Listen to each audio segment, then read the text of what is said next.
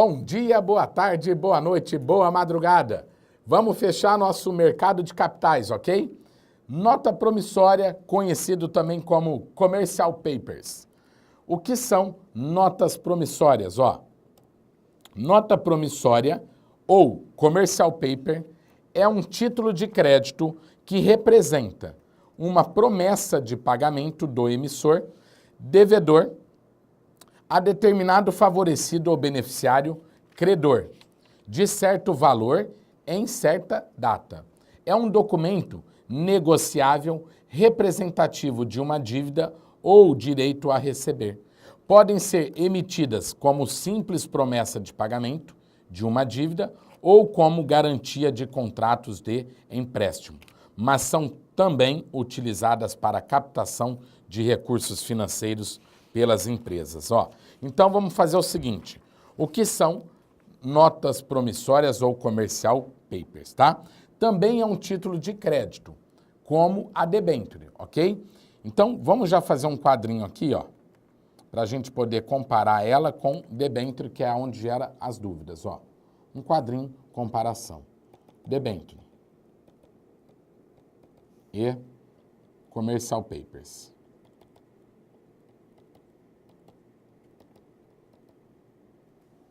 Olha só, a debênture é o quê?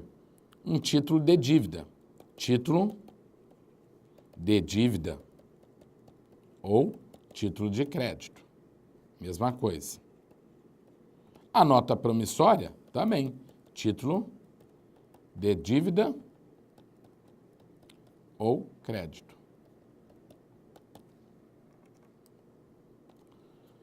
É emitido a debênture por sociedades anônimas de capital aberto. Certo? Sociedade anônima de capital aberto. O commercial paper pode ser emitido por sociedades anônimas de capital aberto, mas também pode ser emitido, por sociedades anônimas de capital fechado. Maravilha? Ótimo. Depois, essas sociedades anônimas não podem ser financeiras, ou seja, tem que ser uma SA de capital aberto, não financeira.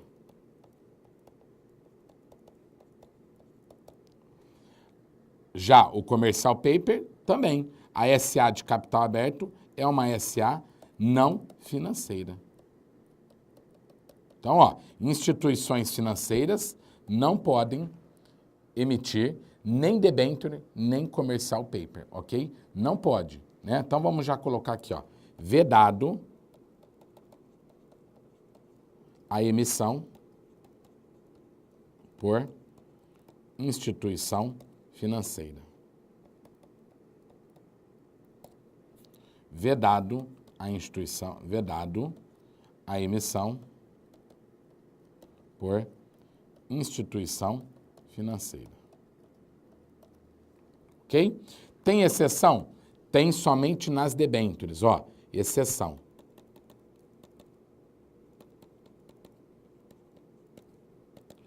Sociedade de arrendamento mercantil e companhias hipotecárias, tudo bem? No commercial paper não tem exceção.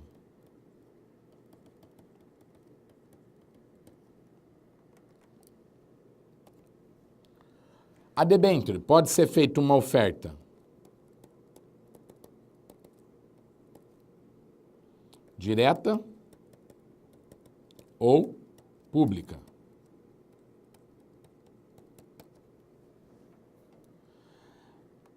O commercial paper também podem ser ofertado de forma privada ou ofertado de forma pública. Esse direto aí é o mesmo que privado. Ok? Show de bola. E uma grande informação. A debênture capta-se no médio e longo prazo. Enquanto que o commercial paper vai captar no curto prazo. O commercial paper vai captar, então, no curto prazo, ok? Agora, tem uma condição. Para ofertar publicamente o commercial paper, que eu vou chamar aqui de nota promissória, se for instituição financeira, se for instituição, sociedade anônima de capital fechado, se for uma SA de capital fechado, para que ela possa fazer a oferta pública, precisa de lançar no mínimo R$500 mil, né? Um valor de no mínimo R$500 mil, ok?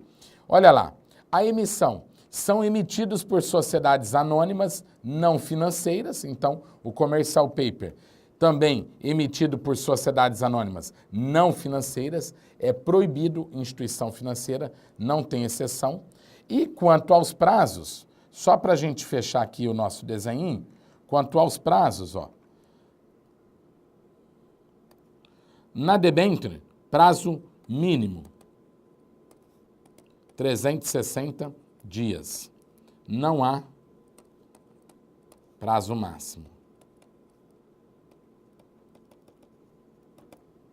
E no commercial paper, eu tenho prazo mínimo, que vai ser 30 dias. E prazo máximo, aí tem dois prazos, ó, 180 dias, se for SA de capital fechado, e 360 dias, se for SA de capital aberto. Tá vendo, ó? Então, prazo mínimo e prazo máximo, ó, são diferentes na questão das debêntures. Debênture, prazo mínimo é 360 dias, enquanto o commercial papers, 360 dias é o prazo máximo das companhias de capital aberto. Por isso que você vê aí a diferença que uma é médio e longo prazo, a outra é curto prazo, tá? Agora, o commercial paper, né, a instituição que emite, ela assina um documento e ela passa a ser quem? O devedor. É aquele que está prometendo pagar. É uma promessa de pagamento, né? Nota promissória é uma promessa de pagamento. Ok? Show de bola? Então, a debênture usa-se para captar recursos para projetos de investimento de longo prazo e o commercial paper, muitas das vezes, a empresa capta o recurso por meio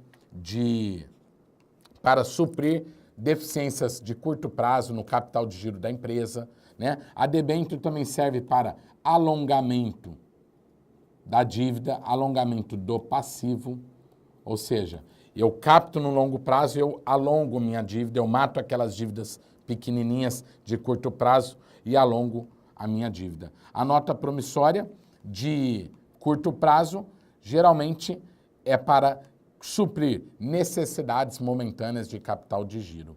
Agora, captar por nota promissória também pode ser feita uma oferta pública? Também. Ok? Contrata-se um underwriter? Sim, mesmo esquema. Só que os custos, como o prazo é muito curto, os custos são muito altos e aí torna inviável fazer emissão de nota promissória ou commercial paper, ok? Olha lá, prazo mínimo 30 dias e máximo 180 dias para capital fechado e 360 dias para capital aberto. Rentabilidade pode ser pré-fixadas ou pós-fixadas, tudo bem? As pré-fixadas é uma taxa fixa, que pode ser para SA de capital aberto ou fechado. Já a pós-fixada somente é uma taxa variável para sociedades anônimas de capital aberto, né? O que é uma taxa pós-fixada? É aquela taxa que eu vou falar, que o cara vai receber 98% do CDI, por exemplo. O que rendeu o CDI, ele recebe 98%. Posso falar 98% da Selic e assim por diante, ok? E a oferta pública tem que ser, no mínimo, R$ 500 mil para sociedades anônimas de capital fechado. Ok? Para ofertar publicamente, tá? A sociedade anônima de capital fechada precisa do quê? Fazer um aporte mínimo de R$ 500 mil. Show de bola? Então, quanto a Commercial Paper, só para fechar, são uma nota promissória ou Commercial Paper é um título de crédito que representa uma promessa de pagamento do emissor, devedor, a determinado favorecido ou beneficiário, credor, de certo valor em certa data. É um documento negociável, representativo de uma dívida ou direito a receber. Podem ser emitidas como simples promessa de pagamento de uma dívida ou como garantia de contratos de empréstimo, mas são também utilizadas para captação de recurso. Lembrando, se tem uma SA de capital fechado, ela pode emitir publicamente o Commercial Paper, então ela está dispensada do registro na CVM. Claro? Por quê? Quem vai para registro na CVM? As sociedades anônimas de capital aberto. Agora, se é permitido uma SA de capital fechado emitir Commercial Paper, então, por analogia, eu posso falar que ela está dispensada do registro na CVM. Ok? E, por fim, nós temos aquelas operações de Corporate Finance no segmento bancário, tá? Nas grandes instituições financeiras, existe um segmento lá de gerentes que atendem aquelas pessoas jurídicas, as grandes empresas chamadas de Corporate Finance. O que faz essas grandes empresas, esse corporate, tá? São as empresas, as operações, de fusão, incorporação, cisão total ou parcial e transformação, ok? Então, nós vamos ver o que é cada uma delas. Fusão, incorporação, cisão, total ou parcial e transformação. Lembrando que o mercado, né, jornal, por exemplo, jornalista, adora trocar isso aí. Fala que é fusão quando, na verdade, era uma incorporação. Fala que é incorporação quando, na verdade, é fusão. Então, vamos ver aqui como é que se explica isso para você não ter mais sua dúvida. Fusão. Então, nós temos aqui o Banco Bradesco. Não, vamos dar um exemplo. Fusão. Tá, vamos dar um exemplo. Banco Bradesco e o Banco HSBC. Tá na moda. Então, se o procedimento vai ser fusão, então o que vai acontecer? O Bradesco, né, se juntou com o HSBC e aí o que acontece? Extingue o Bradesco e extingue o HSBC. E aí, na fusão, cria-se um outro banco, correto? Com um nome diferente que eu posso falar, inclusive, como sendo Bradesco HSBC SA. Ou pode ser um outro banco, chamado Banco B de Bradesco e H de HSBC. Tanto faz, tá? Isso aconteceu com quem? Com a Bovespa. Era a Bolsa de Valores, BMF Bovespa, tudo bem? E do outro lado eu tenho a BMF Bovespa. Não, Bolsa de Valores, que era a Bovespa, Bolsa de Valores do Estado de São Paulo, e a BMF, Bolsa de Mercadorias e Futuros, ok? Então, olha só, essas duas aí se uniram e criaram quem? A BMF Bovespa SA. Não é o mesmo nome, é uma outra razão social. Juntou os dois, virou uma outra razão social, um outro CNPJ. Então, isso aí é fusão, tudo bem? Depois nós temos a incorporação, que eu vou chamar de, vou dar o exemplo, Itaú e Unibanco. Itaú e Unibanco.